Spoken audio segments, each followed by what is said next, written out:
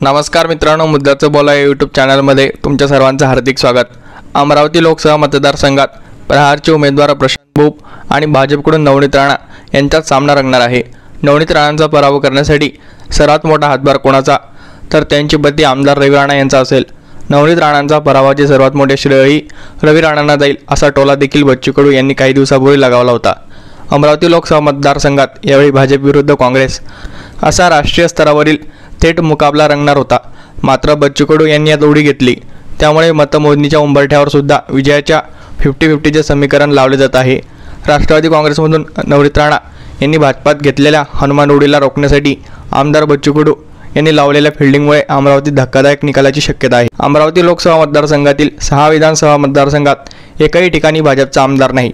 नवनीत राणा यांना भाजपने उमेदवारी दिल्याने भाजपचे अनेक पदाधिकारी आणि कार्यकर्ते फारसे सक्रिय नव्हते, अशी कुतूहल होती. मात्र आमदार बच्चू कडू येथे आपला उमेदवार हे निवडून आणतील, अशी देखील शक्यता मोठ्या प्रमाणात वर्तवली जात आहे.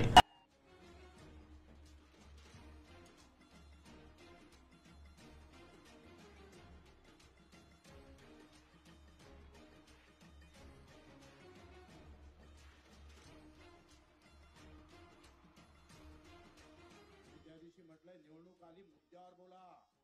धर्मावर जातीवर बोलणारे अनेक लांगळे दिसन तुम्हाला, पण मुद्द्यावर बोलणारी अवलाद निर्माण करायची गावागावात.